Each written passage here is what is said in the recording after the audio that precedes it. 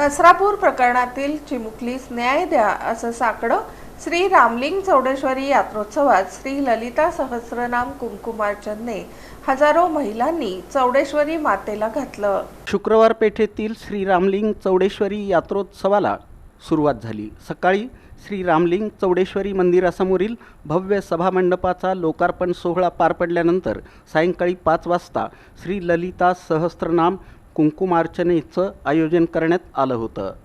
या कुंकुमार्चनेच्या कार्यक्रमात हजारो महिलांनी नसरापूर प्रकरणातील चिमुकलीला न्याय मिळावा असं साकडं श्री चौडेश्वरी मातेला घातलं। मुली वाचवा, स्त्रीचा सन्मान करा, अत्याचार थांबवा असे प्रबोधनात्मक संदेश लिहिलेले टी-शर्ट स्वयंसेवकांनी परिधान केले होते आणि ते लक्षवेधी ठरले। श्री रामलिंग चौडेश्वरी मंदिराचे ट्रस्टी अध्यक्ष गुरुनाथ निंबाळे यांनी सांगितलं की महाराष्ट्रात महिलांवर होणारे अत्याचार ही चिंताजनक बाब आहे। यावर सरकारनं दोषी आरोपींवर तात्काळ कारवाई करावी। यासाठी श्री चौडेश्वरी मातेसमोर श्री ललिता सहस्रनाम कुंकुमार्चनेनं हजारो महिलांनी साकडं घातलं आहे। पुण्यलभ्याय नमः,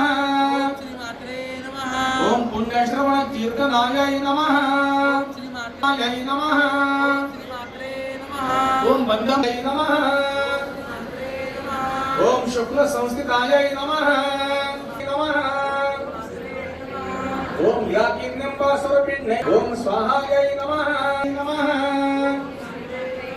ओम अमर्त्यै ओम मेधाय नमः, नाशिन्यै नमः,